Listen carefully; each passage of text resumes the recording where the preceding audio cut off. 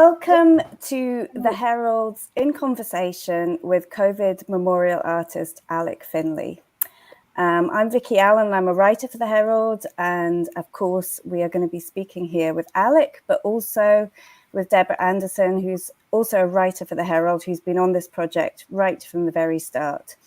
But first, before we start the conversation, where we'll range over lots of different topics in relation to the memorial, let's just have a few words from Donald Martin, our editor. 2 years ago, we reported on the first death from COVID-19 in Scotland. Sadly, since that moment, many thousands of lives have been lost, and almost all of us have been affected in some way by the virus, whether suffering the deaths of family, friends or colleagues, or being unable to be there for those most in need. It's been a horrendous time, but hopefully the worst has passed and there's more light at the end of a very long tunnel.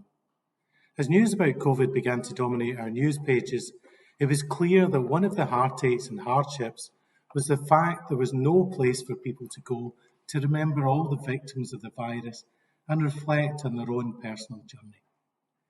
It was clear we all needed a quiet haven to hold and share our thoughts, and that's why the Herald launched its campaign to build a place of remembrance for all of Scotland. It was our most ambitious project, raising £250,000 to help create something unique and of national significance.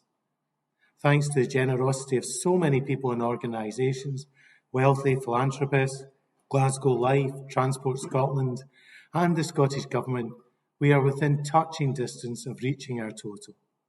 In addition, we've worked with an incredible steering group to guide the delivery of the National Memorial to ensure it reflects the thoughts, wishes and hopes of all who contributed.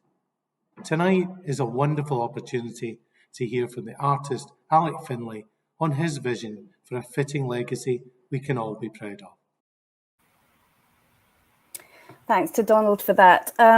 So, Alec, I thought we might just start by maybe you setting the scene and just telling us a little bit about what people will see at the memorial, what will be there, and what your vision is. The vision very much came from two things. First of all, that sense of the community of Scotland that Donald was describing, and the particular fact that it's touched so many people. So there was a sense just of the extent of the emotion that had lodged in people throughout the country and that needed somewhere to go. And the second thing was to respond to the actual site of Pollock Country Park, to actually do something that would be in keeping with that rather than pushing against it. And I think it was a huge good fortune that that site was offered by Glasgow City Council to the Herald. It was an enormous help for me because the park has really spoken to me in terms of what the memorial would be. I wanted to find a way to work with the bereaved families, especially, who have shown such courage and dignity. And I've been very lucky to meet some of them and learn from them. And I came up with an idea, a little bit funny to explain, but I'll try and express it. I'm a poet, really, who makes art. And it was this word that came into my mind of support. I was thinking about support emotionally and physically. And almost as a kind of pun, I started to think about tree supports. The landscape at Pollock Country Park is a very typical Scottish landed estate that's come into public ownership for the benefit of everyone. And what was most notable about it were the woods, and especially some of the specimen trees. So I wanted to find a work of art that wouldn't just be a sculpture that stood on its own, that wouldn't just be a single thing, but rather I wanted to make the entire park into a memorial. And Lucy Richards, one of the people I work with, she can't be here tonight because she's had a bereavement, but she talked very early on about the idea of a memorial walk. So rather than just making physical objects, I was thinking about people walking between the artwork. To cut a long story short, the artworks are a series of oak tree supports, but they're made in the poses of people. I worked with people with long COVID, people who had been suffered bereavement, and we worked in different landscapes, mainly at the park, and they would strike a pose of support with a tree, as you can see here. Rather than designing the objects on my own, I simply worked with the human poses that people devised. And that's been something that's been common to the whole approach to the memorial, was to try and allow people to be, to create a kind of communal authorship. So these supports are scattered through the park. There are some groves that make a focus, and then there are some walks that go between them. And every one of the supports, there are going to be about 40, has a simple phrase on it, I remember. Mostly in English, but we also have it in Urdu and Polish and Gaelic and Scots and Roma, Chinese, Japanese, all of the main languages that make up our community. And this I remember comes actually from an American artist that made a book called I Remember in the 70s. And the only rule about the form is it's just one sentence and it begins, I remember. And I realized that this would be the perfect way to collect everyone's memories. So rather than me making the artwork, I simply invited anyone that wanted to send in what we call an I Remember. And they exist as an audio, as a web book, and as a book. The audio is beautifully read by Robert Carlyle. I'll talk about that later on. The book will come out on the official opening day of the first phase of the memorial on May the 27th, and the web book will be up before then. It's probably enough just now to be going on with, but it was important to me and to the commissioners that there would be a physical place to go to, that the work would be about nature, because nature had become so associated with healing in those first months of lockdown and of the pandemic, and that also it would have a digital aspect so that it would be accessible, whether that's to people that live in Thurso and Wick, or whether it was to people with long COVID who wouldn't easily be able to access it. So we can talk more about all of that, and I'll be really happy to answer questions. But that's to kind of sketch a series of ideas that came quite early and that really helped guide the project. So there was never a moment when I felt I am making Scotland's COVID memorial, because I think that probably would have felt overwhelming. I mean, I wonder what attracted you to the commission in the first place, because, is it because you felt that that's, I know that you've worked on a memorial before, but was there something about this particular memorial that made you think, I want to do this? It's always a very difficult question to know one's own motivation. I have always been very interested in healing and landscapes of healing and memory. I didn't want it to be done wrong. That might sound egotistical, but I had an idea that there's a way of doing these things that could be very community-led and yet still make a really strong work of art. And again, we can talk more about that. I really liked aspects of the commission, the partnership between the Herald and Green Space Scotland and Glasgow City Council. I really liked the site in Pollock Country Park. I got long COVID very early on in the pandemic, coming up to my anniversary in about a week.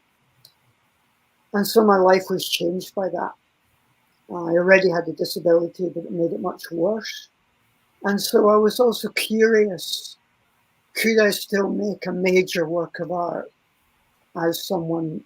I now find myself unable to walk about 150 meters. That was part of it.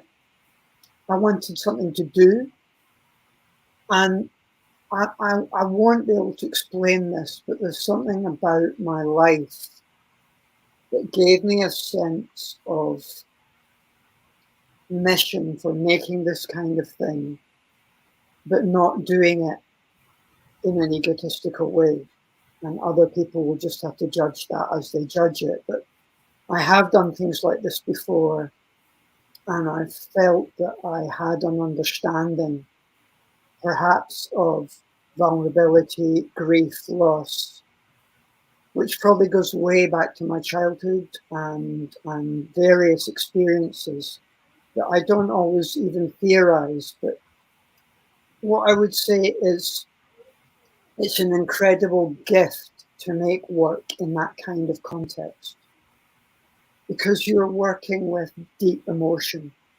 You're trying to help people. You're listening to people who will say things that they wouldn't normally say because they're in a state of grief or shock or loss. So all of those things mean that you're not just caught up in aesthetics or all these trendy, cool conversations that artists have. You're dealing with a very human situation, but in a very natural setting. I mean, because one thing that strikes me, having talked to you several times during the process, and is that you've been absorbing all the way along these I remembers, these memories of other people. I just, I just wonder if you could just reflect on what that experience has been like, because you would think that would be very hard. Sometimes it was hard. There was also a lot of humor in it, and a lot of love. I wanted to find I've got to a period of my life where I find a lot of things are very simple. And I remember was very simple. Sometimes there's a fashion these days for having the idea that, for example, kids can design schools or hospitals and anyone can write a poem. Now, asking anyone to write a poem is a lovely idea, but poems actually tend to constrict people. I remember is such a simple idea, a single sentence. I remember it didn't have a block on people.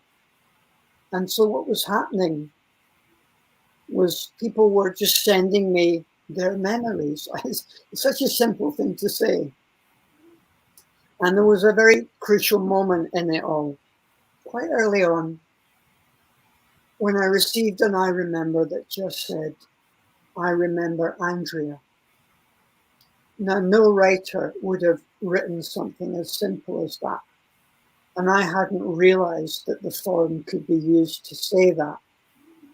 There was an innocence about it, which the form allowed. And at that moment, I realized, okay, this is going to work, because I've not made something that's in the way of anyone, if that makes sense.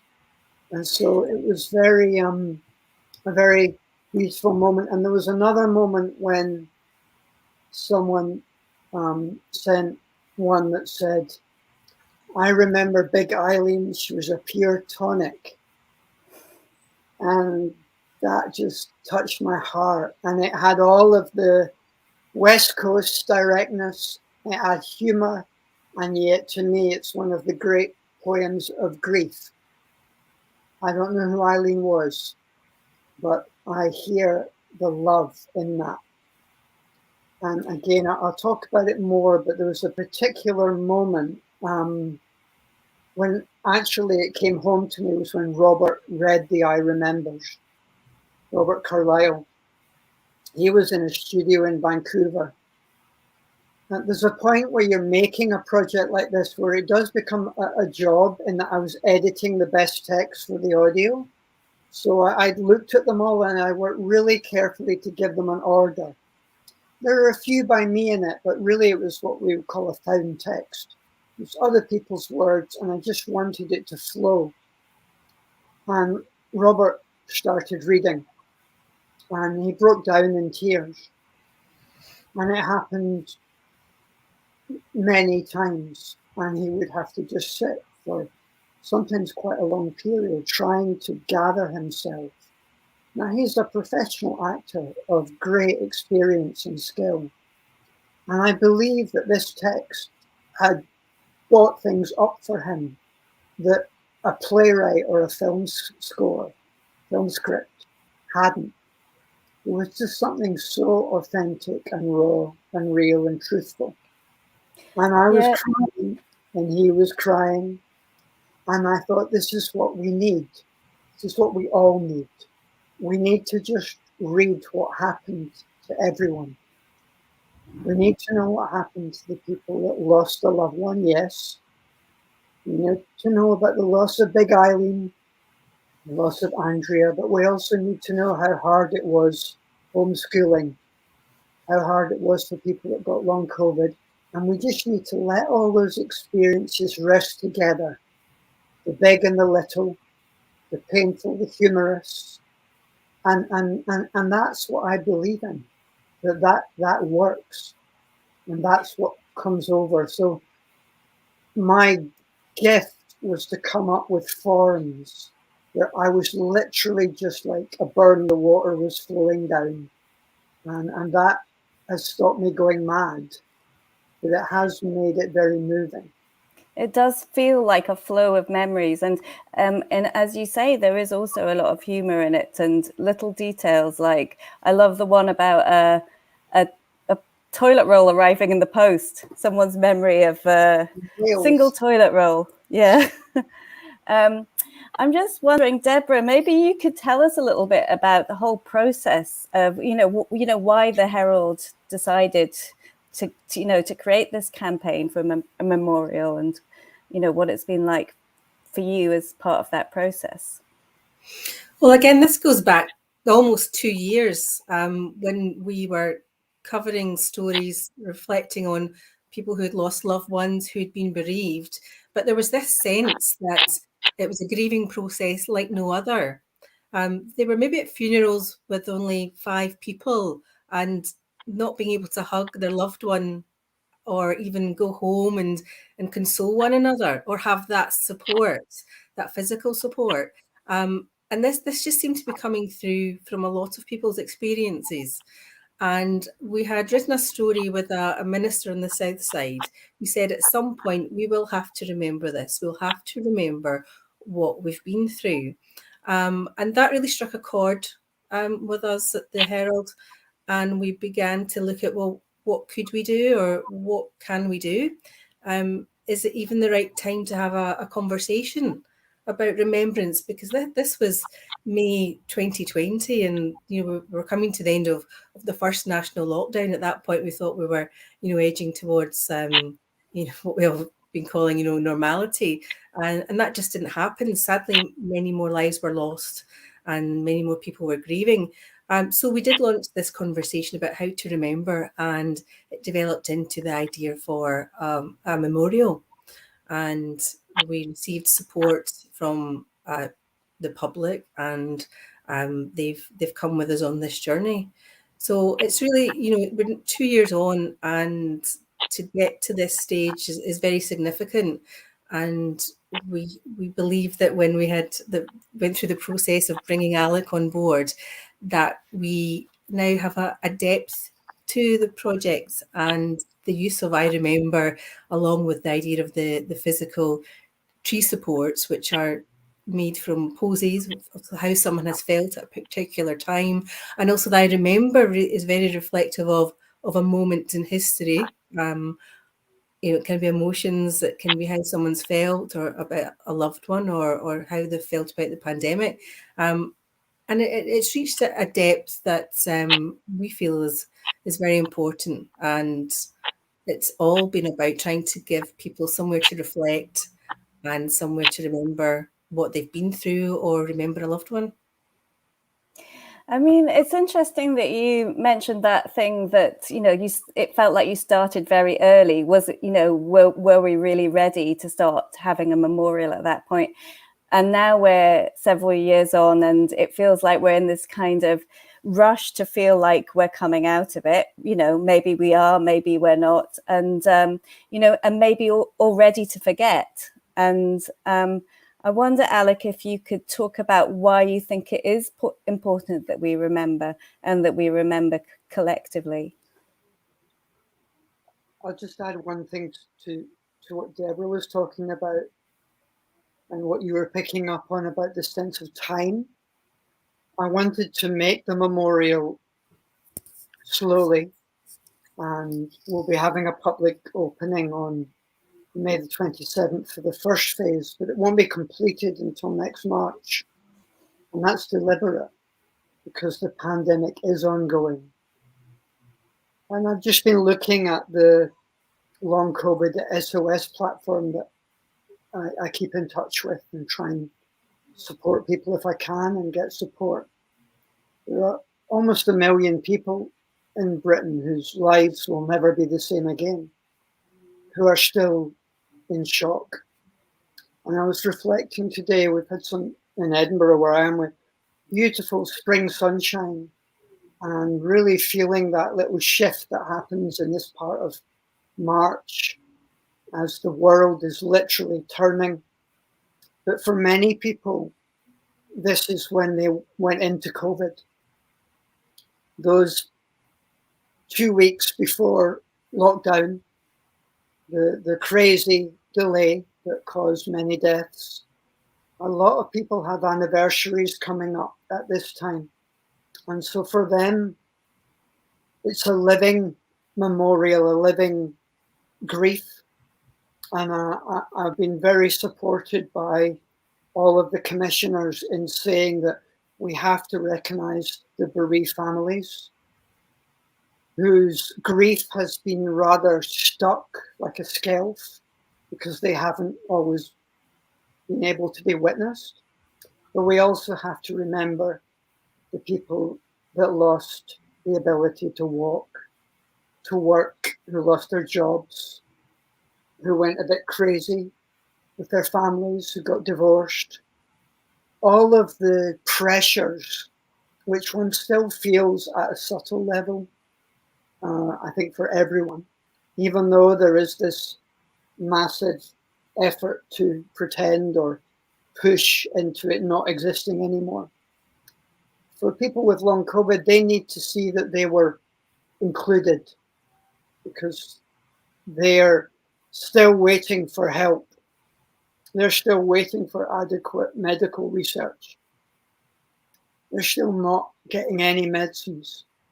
So I wanted to make their memories part of this. Also, something that comes through is the children that were affected, the students that were affected, experiences that will gradually be healed and get less, but we've got a lot to come to terms with. And I think of a lot of the work that I do, it's not just about memory. For me, it's about truth and reconciliation. I really believe in that process. You know, having grown up with the war in Ireland as a very live thing and kind of accepted, and seen peace come there through learning to talk and listen. One of the political reasons for I Remember is that we live in a culture which has become increasingly divisive in terms of individual communities saying that they are the victims, that they are the ones that need protected, that they are the ones that have suffered. And I believe that everyone's experience can be represented. And I wanted to use the I Remember forum to show that there was not a conflict or competition. The people who have lost a loved one are capable of being very empathetic to those who have long COVID and vice versa. And I want to find a way that we can get out of these dead-end arguments where these tribes are saying, me, I am the one who needs seen and protected, and instead use our own vulnerability, our own experience, and translate it into other people's and actually validate. And I remember has been done that without any, it just does it. And it constantly surprised me reading what was coming in, because so much of it was things I wouldn't have thought of. And what I want is for people to read the book and for the first time actually feel a community experience. I think the wall of love hearts in London is very beautiful. But in the end, it's just love hearts. It's very moving, very sentimental, very emotional, it means a lot to people. It's different when you actually talk and share a real memory. And that's what everyone picks up on when they listen and when they read the text. There will be almost no one that will listen to Robert reading I Remember who doesn't break down crying. And that will be very healing. We all need a group hug, we need a good cry, and we need to know that everyone knows what each other went through. Does that make sense? Yes, I mean, in that sense, obviously, the I Remembers sort of stand alone as well, don't they? They don't have to be part. You don't have to visit the memorial to experience this. It's all in the word. Well, it's not all in the words, but yeah. You could absolutely listen to I Remember anywhere in the world, you know, and it will be Scotland's COVID Memorial, and it will touch anyone. It's the same experience in Canada or Hong Kong, really, deep down. And the idea with dispersing the artwork throughout Pollock Country Park was that very few people will come and see it all at once. They will come and come back. And another idea was that some of I call them supports, the artworks, some of them are very easy to find, and some of them are actually a little bit hidden. And I hope that people would choose their own one as being the one that mattered most to them, and maybe leave flowers every year. We're also going to have a scheme where people can plant living wildflowers from seeds collected in the park. So the park becomes a living memorial, and people can go and have a walk whenever they want and just reflect. It's not a cenotaph type memorial. It's not like the memorial to the Vietnam War, where you go and you take your photo in front of a wall. It's not a wall. It's a living thing, and it will go on living and changing and evolving. And that is absolutely intentional. It's what I call a living sculpture. The supports are very simple, but the relationship they make to the tree brings up a deep emotion. I'm going to tell you one little story about the supports, just again to show you how the project constantly kept teaching me. I'm not really allowed to say her name, but a woman who's a very important member of the bereaved families, I have to plug my computer in while we're talking, came along to an open day that we had in the park. And we were inviting people to do the poses with the tree, to choose a tree and do a pose. And she was quite reticent. And we sat and chatted to her, just let her have her own time. It was a very important day because a lot of the bereaved families were meeting each other for the first time. And then eventually she felt ready. And a lot of the photos in the project weren't taken by me, they were taken by an artist called Hannah Laycock. And Hannah has done wonderful work. She's very calm and gentle, and people seem to express themselves in a way that they wouldn't necessarily have done if I was taking the photo. And so this woman went off, and she spent quite a while, and eventually they came back. And afterwards, Hannah told me that she hadn't actually been able to choose a branch or a trunk. She'd gone to a broken down stump, and she just said, "That's me, I'm broken." And 39 of the 40 supports are like human figures connecting to branches. But there's a single support that's just a column standing by that stump to represent that woman who came up with an image of her grief. She'd lost 2 loved ones to COVID that I couldn't have come up with. And this is the thing about having a very simple concept, that people will do something with it that you haven't thought of. And that's why I love to collaborate. And all of the team, the steering panel, everyone involved, it has been a very collaborative process. And I like the fact that it began, you know, Deborah was talking about the minister that said, we're going to have to remember this. Well, she didn't know that I was going to propose I Remember. So there was just something very lovely about that network of connections. Yeah, it's interesting what you say about the woman with the stump, because I'm just thinking that that really reminds me of a lot of stories I've heard around people in forest bathing or forest therapy, going to trees and finding particular trees which mean something to them. And I wondered if you felt there's something particularly about trees that was it just that they happen to be there in Pollock Park, or for you are trees sort of? That's a wonderful question. Again, you're getting to sort of the depths of my identity that I almost don't penetrate myself. I think that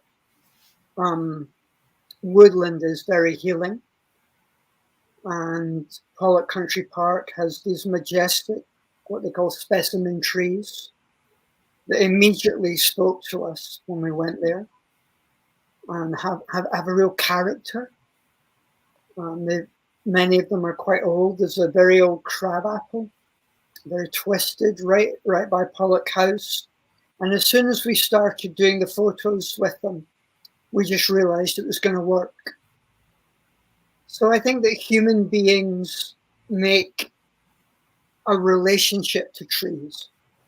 And I think, we have the ability to anthropomorphize ourselves as trees. We see arms, we see bodies. We're aware that they have a different sense of time to ours, but it's not foreign to us. Many of them live within a time frame that we can make sense of. They're not like an insect that disappears so fast, or like something that lasts thousands of years. They're within our kind of psychic orbit, I would say. But it was more to do with the park being the given landscape. And part of my job early on was to help guide the process away from the initial idea of a formal garden towards this different concept that would make the whole park the memorial. And it's been a good process, I think, very helpful. But I only did that because of the nature of the park.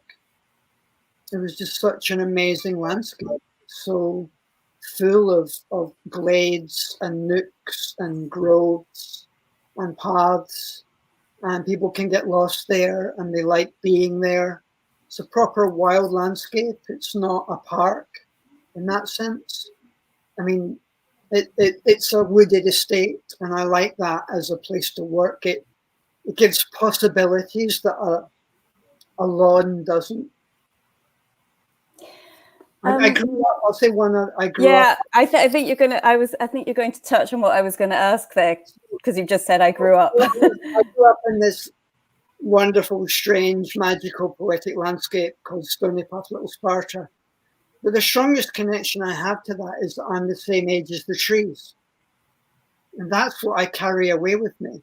That they were planted when I was a wee boy, and when we moved there was nothing but a big ash tree in a traditional way for a farm at the front corner of the garden, and it was bare moorland.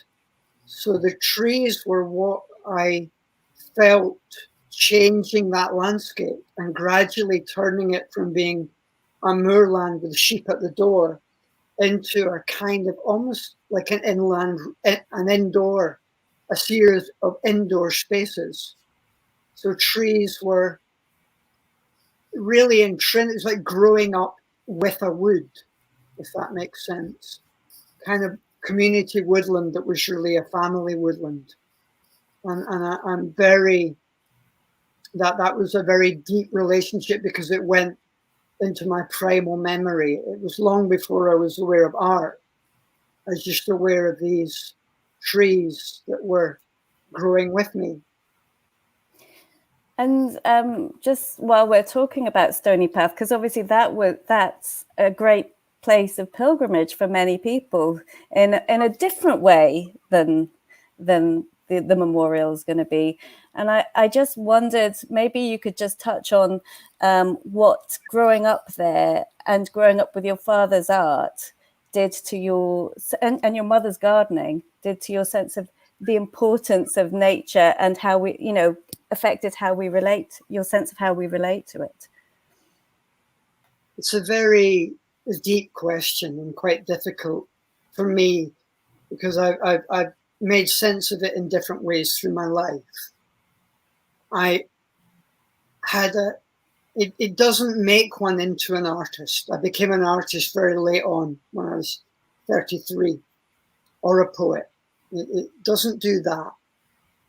It was a very magical and also sometimes rather terrifying place to grow up. And you talk, very appropriately about it being a place of pilgrimage. And we grew up talking about the visitors. It was a very isolated landscape. In winter, no one came, very wild, often snowed in for weeks on end. And in the summer, all these people coming, more and more as I grew up, and falling in love with it in an hour, like having these very short-term relationships or coming back for an afternoon once a year. And so I can't have their experience of it. And I've always tried to let go a bit and not intrude on that because it must have been wonderful to visit. I had all the goodness of seeing my mum and dad's collaboration, but my dad had a very difficult life and could be enraged and rather terrifying, as well as very gentle and very wistful and very lyrical. He was someone who needed to make a world, and those are unusual people who bring unusual gifts. And so while I'm always willing to talk about it, I'm always aware that the family's experience is so specific and particular. And I'm not the one that can find the path from there to working in Pollock Country Park. Obviously there is one. And obviously someone like you can write about it and other people can conjecture. I want to take the good of the love my mum and dad had to make landscapes poetic and magical. But I've always tried to do it in a way that was slightly different because it wasn't coming out of my personal need. This is maybe a slightly harsh word, but to dominate a landscape. My father had agoraphobia. I don't. I love just going a trip with a friend into the countryside. That's open to me. And I love working in Pollock Country Park, but it's not so that it becomes my landscape. It's not how I work. And so I think that my father always had this slight sense of an empire, which came out of his need and his gift. He was very good at it. But I had to go into the world. I went off to school. And that was always the negotiation for my sister and I, that we had to go to and from that magical, unusual place and make sense of that. So there's a kind of negotiation and translation. And I think some of that perhaps comes out when I'm working with a team on Pollock Country Park, where often a lot of the work is about solving problems. And my mum was very good at that, with my dad, and my dad was too. So your kind of dialogue, hard to explain, but I just come back to that moment when the woman went and changed my idea from being you make a pose with the tree to something else. I mean, no one would do that at Little Sparta. Yeah. But that at that moment, my work became more than I could make it. Mm-hmm. And that was what I wanted.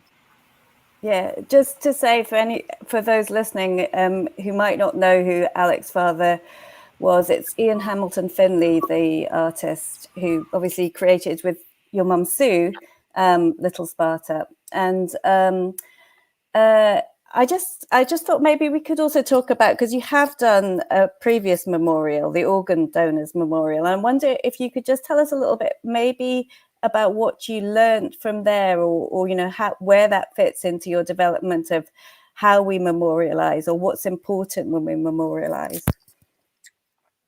I did a project also before the Organ and Tissue Memorial where I worked with a brain cancer ward or unit in Glasgow. And that was a very important project as well. And what I realized in those projects was that, so I've had an illness called ME, I've been disabled since I was 21. So I got ill at university, which meant I couldn't go into the world in a normal way. And so I gradually became an artist as the only thing that fitted my life. And my energy, my abilities. So art was a kind of savior for me, but it was also a very practical solution. For instance, you could sometimes do it in bed if you needed to. And when I worked on both the project at the Beatson on cancer and the project on organ and tissue donor, I realized at a very simple level, I could make a translation of experience between my illness and other people's.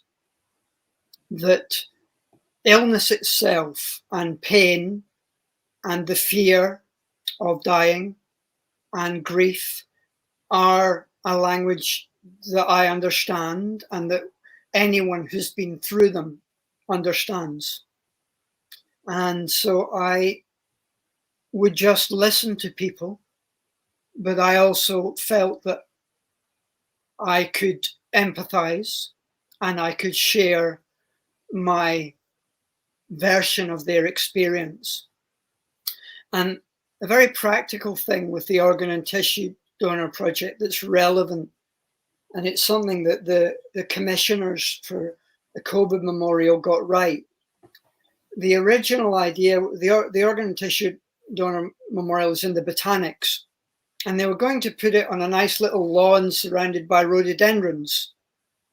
And I said to them when I got the job, really, you can't do that, because the only thing that someone could do is put a sculpture right in the middle.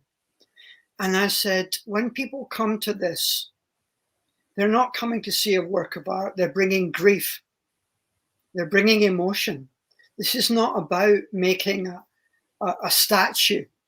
This has to be about somewhere where an emotional transaction will happen. So I walked round and round and round the Botanics, and I couldn't find anywhere that wasn't neat and tended, which meant there wasn't really an intimate space. And then I found a little corner that was a bit neglected in the Scottish native area. And it happened that they were going to take a tree out that would make enough space. And so it made a secluded, intimate space. I call it a wilding garden. And I knew that people that bought the kind of emotion to that place that they would bring needed a space like that. And we live in a kind of performance of grief culture. Princess Diana had a rather deleterious effect on our need to kind of Facebook our grief. It's And when someone is actually grieving, they would rather sit on a bench within a wooded glade and be quiet and do a private act. So the Organ and Tissue Memorial has some pebbles that people can leave in a little bowl as a memory. And I top it up from different beaches in Scotland. And so I could go on and on about the project, but the key is about a kind of atmosphere. And Pollock Park already had that atmosphere. It didn't need a formal garden. Whether by luck or intuition, the different people who were making it happen, Greenspace Scotland, the Council and the Herald, had arrived at Pollock Country Park. And there was a kind of sense that the original ideas of a cairn and then a formal garden weren't going to be quite right in terms of lots of reasons. And so I was able to talk about this experience and why you should make an artwork from a position not of aesthetics but emotion. And that is to do with atmosphere, tone, intimacy, and all of those things. And the park is just the most perfect site one could possibly have found, because it's not really manicured. And it allows people to go off on their own, and they can make their own version of the artwork by making their own walk and by choosing their own artwork as being the one that matters to them. Yeah, I wonder if we could just chat a little bit, because the project's still growing in a way. And, you know, I know that you're still collecting I Remembers, and there's still other ideas around for how it might develop. Maybe you could just talk a little bit about that. When will it stop, you know, or is it, you know? I talked about collecting pebbles for the kind of font that we have at the botanics or the organ donor memorial. Well, small boys will come and throw the pebbles in the pond, so it's part of my life work to replace them. And I also did a book with the first name of everyone who had ever given an organ or tissue, and it was buried underneath that memorial. And after 5 years, they got back in touch and said, we've got another 200 people. I said, well, I'll do another book and we'll bury it. And when I die, someone else can take that on. It's the same with Pollock Country Park. We're still making it. People will be able to plant wildflowers. The first supports will go in the next month, I hope. We're just tying that down. I'd like to be started by the National Day of Remembrance on the 23rd. We'll see if that's possible. We're going to release the audio on the 23rd, and that will be a very big moment. The book will be out in May the 27th. Now, the audio and the book are fixed entities, but the web book will just keep going. So people can keep sending me I Remembers. I paint every single one of them on a bit of A4 paper, and then we bury them on site. And we're actually doing the first burial next week at a private event. But next March, I'll bury whatever I've received. There's no reason for me to stop. One of the things I've tried to learn is how you can make works of public art that aren't just a lump of bronze or a lump of marble. So the Organ Donor Memorial has a living grass roof. It's always growing and changing. It has the pebbles, and in Pollock Park, people will be able to plant wildflowers. They can bring a bouquet. They can leave notes, all the things that people will do anyway, but it will be dispersed through the park. So the memorial will keep happening over the summer, and then the physical object will wind down in by March next year. There's a dream of making a further number of satellites across Scotland, which I would love to do, but it depends on funding. So we would do 40 or 50 more in community woodlands, gardens, villages, whoever wants them and will love them. so that the memorial would become a truly Scotland-wide thing. And that's still in process. I like making work over time. I like revisiting it. I like repairing it. There's nothing wrong with those processes. I made a work at Jupiter Artland, which is some wooden ladders, which were installed in the ground by small apple trees. And eventually the apple trees will grow up and you'll be able to climb up the ladder into the tree and be amongst the blossom and the apples. I'll be dead. No, I won't ever see that. And that is something I love about art, that it can have a time frame that goes beyond you. And COVID is going to continue. We don't know what variants are still to come. Grief is a long process, and that grieving is still happening. Some people may not be able to visit the memorial for a couple of years. They may not feel ready to. Well, I wanted to, it was a conversation we had earlier on, I wanted to find a way that the making wouldn't be like a dead end. It wouldn't be, I come in, I make my thing in a bit of metal, it's put up, everyone comes and takes a selfie beside it. I wanted to make the opposite of that. Yeah, I'm just thinking now might be a good point to take a few of the questions from the audience. I've got one of them here.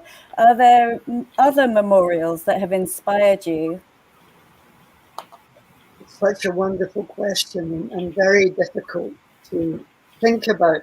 Often the worst people to talk about art with are artists, because those like a sense of rivalry and competition or who did what. But a funny story. I had a very dear friend called Hans Vanders, a wonderful Dutch artist, not famous at all. And in the middle of his life, he got a disease to do with his kidneys, so he knew he probably wouldn't live forever. And he decided that for the rest of his life, he would make art about kingfishers, nothing else. He had this idea because he saw a kingfisher on a particular day, and he thought that's one small thing. And he spent 17 years just making work about kingfishers. And towards the end of his life, he had this beautiful work where he would just stick a bit of wood, like a branch, a fallen branch, small bit of wood, in the bank of a river. And he called it a perch. You'd stick it in the river and you take a photo of it, and it would be a perch for a kingfisher. And it was so beautiful, it was so simple, but it also spoke to his own sense of vulnerability, that he knew he wouldn't be around forever. It wasn't always the case that a kingfisher would use it. It was kind of act of faith. And I remember him doing one of those at Stony Path and laughing because no one else had ever made their own work of art at Little Sparta. It was so much my dad's territory, but it kind of worked. Hans would just put a stick in. So I know it's an odd thing to say, but the modesty of that memorial has never left me, and it taught me a lesson. Many people might have thought that Scotland's COVID Memorial should be the largest single piece of public art. And if I had courage in the project, probably it was to decide to make things that are human scale and quite small and go right through the park, and to just allow that people will understand that that's how we decided to work, and let that human level transaction happen. It's the opposite of something like the Kelpies. And so for me, a memorial would be something like Hans's Perches. Not to say there aren't many other wonderful memorials, and there are some that are very large that I'm sure I love. But my personal thing is about gentleness, modesty, and something to do with the transitory, like blossom, but finding a way to also give that permanence. So if you make a sculpture that's integrated with nature, like this is, then you're not really just making a sculpture. The sculpture becomes the massive beech tree that it's touching. And so you make something that's bigger by being smaller, if that makes sense. Very good question. I'll think of about 20 when we... Yeah, there's another question here, but I'm also thinking, Deborah, if you want to throw any questions in, do fire ahead. But there's one here, is it suitable for all ages? And I'm thinking that's a kind of accessibility question in a way. So I have long COVID and can only walk 150 meters. So there will be a couple that I may not easily be able to get to. Most of them are accessible. The artwork as a whole is accessible, but deliberately there are a few pieces that are in private, intimate spaces. So everyone will be able to come and experience. The main groups, I call them groves. So there are a little group of trees near Pollock House, which is a big park that just like that goes right to it. Everyone will find that accessible. And there are 2 or 3 other groves like that through the park. And then there are very few supports that are just a little way off the path.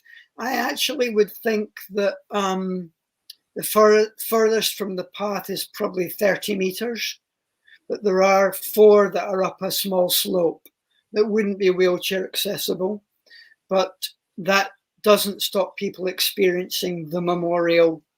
It comes over in every individual piece. And so I think that we're giving accessibility, but through a diversity of experience. I think the thing I didn't make clear was the I Remember audio is accessible in the park using QR code. I think lots of people are used to using on their phone. You sometimes use it at cafes nowadays with the pandemic. So you can go there and you'll be able to use your phone to listen to the audio as you walk around, as well as getting it on. It'll be on Bandcamp, and on the Herald's site we'll have a link, and the project website will have a link. So it'll all be very accessible. But as a disabled person, I accept sometimes that there are things in the world that I can't reach. And what I try to do is I talk with someone that will reach them for me, like the top of a hill. So that's the kind of approach. It will, I think young people will get a lot out of it because you can kind of go and look for the supports. Where's the next one? They lead you like a paper trail. And I think for old people, there's benches available, and there is the quietness of the work would be something that I would associate with that community. It gives the feeling that the park has. So it doesn't, in a sense, what I wanted was it wouldn't make sense to think of the artwork as a separate thing from the park. It enhances the park. But what I've tried to do is make the artwork part of the park. So rather than someone going, oh, I'm here to see the thing, where is it? Immediately as they drive in or walk in, they'll start to see supports, and they'll realize that this isn't something that is a selfie-friendly single piece. It's dispersed. So there's another question here, which is, will there be other memorials out with Glasgow? And I'm just thinking that maybe you, Alec, you could mention that, but obviously there's a funding issue, which maybe Deborah would also like to address there. Yeah. Well, I think Alec gave us a concept which has the opportunity to offer that satellite option across Scotland. What we are creating in Pollock Country Park could be replicated perhaps in the grounds of a care home or community group or a town, and perhaps there is that chance that what you see at Pollock Country Park might be instantly recognisable, up north or in a community, in a village.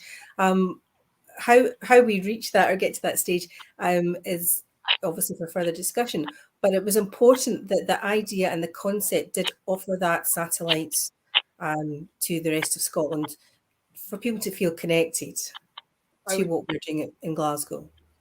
And just to add, I think that once the Pollock Country Park Memorial exists, then people will understand, what it is and how it feels.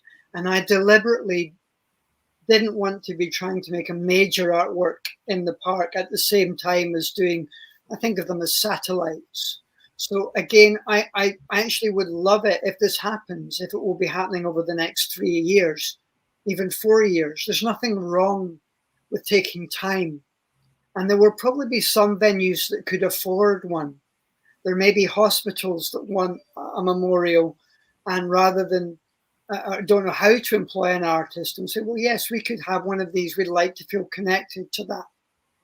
And there may be some places that have no money that really need a memorial because someone important died or they feel impacted. And so what we'd really like to do in my dream is there would be a concept where some people would pay for it, won't be that expensive, and some people would be given it, and it'll just be about who would love to have one.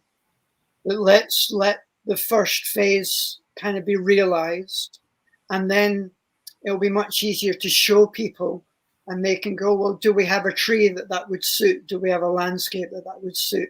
Is that what we want, or do we want something else? It's certainly it's an idea that's very easy to extend, and that was a deliberate part of my thinking.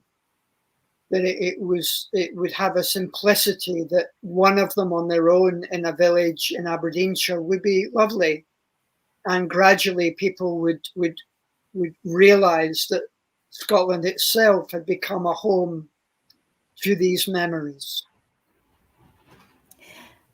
Another question here. Will we be able to get a remembrance book?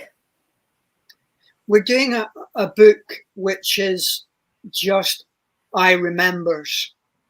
So what I mean by that is I've chosen some of the most moving and best of the I remembers I received, and I wanted that to come out this year while we're still in this phase where it feels important that we do a book like that.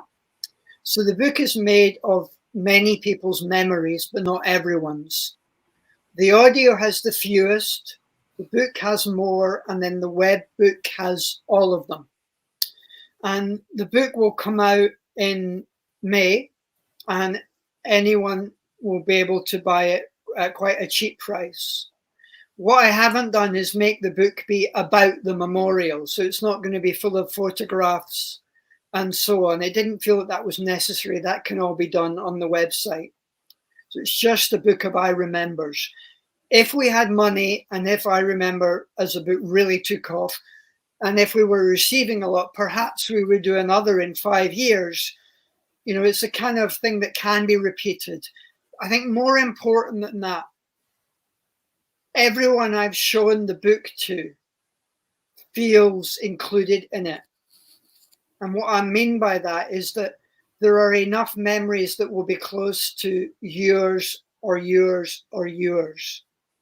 Whether you lost a loved one, whether you actually found the solitude quite comforting, whether you got long COVID, whether you were in a care home, whether you couldn't be with your loved one, all of the experiences are in the book, and more that I had not realized. So there will be a book of memory, and that book will be made by the people of Scotland, and it will be loving and sad and tender and cheeky.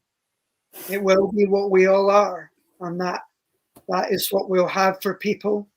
The website, we already have a kind of prototype blog that people can look up, just my name and I remember, and they'll find it. There are examples on the Herald website.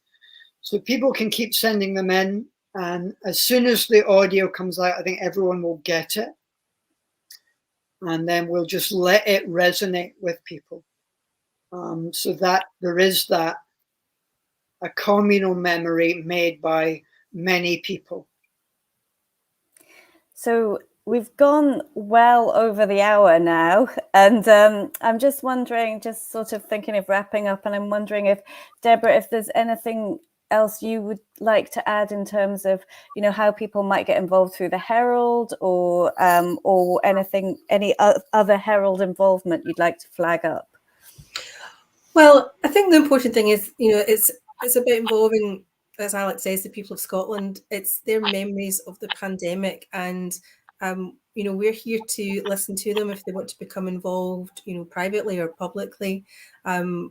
You know, as Alex says, we're still gathering IRA members, and they can email us at the Herald, covidmemorial@theherald.co.uk.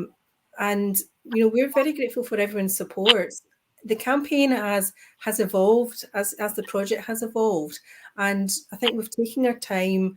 We have you know, wanted to involve families, anyone affected by long COVID, you know, or you know, living our everyday lives. It's been with us for the past 2 years, so we've very much wanted to involve people as this process has evolved, and we hope that, you know, they'll continue to support us and read the coverage in the Herald. And we're still fundraising. We've had some fantastic support already from the Scottish Government, leading entrepreneurs, and the public as well. It's been humbling, and is a very significant project that we've worked on.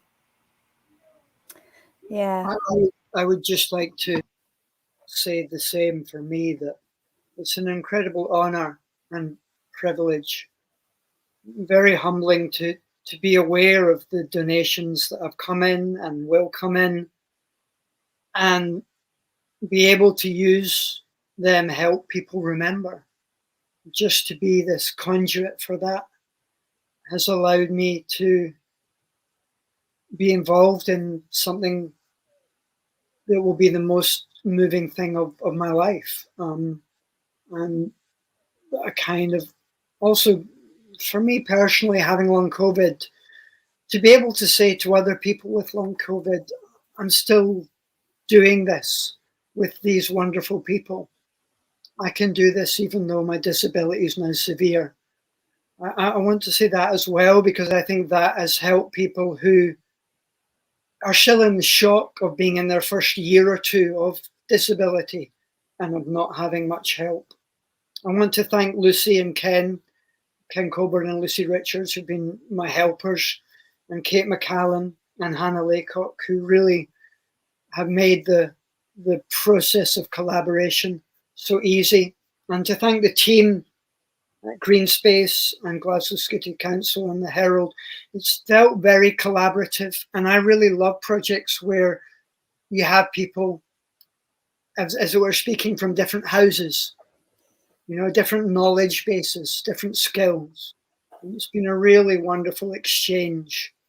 And I just would encourage people to be aware that it's still early days for the memorial. And I'd like to invite everyone who wants to come, and we'll have a communal walk on May the 27th. I'm not quite sure exactly what time of day yet. And they'll be able to walk from one part of the memorial to another. And those that can't walk can hang out with me, and we'll have a picnic. And just let's have a walk together. And that will be when it will feel like it's beginning to be open. Well, thank you so much, Alec, for sharing your experiences and also the memories of other people as well. And I'm sure everyone out there who's listening will want to be there for the walk and the picnic. That sounds an incredible experience. Thank you. Thank you all.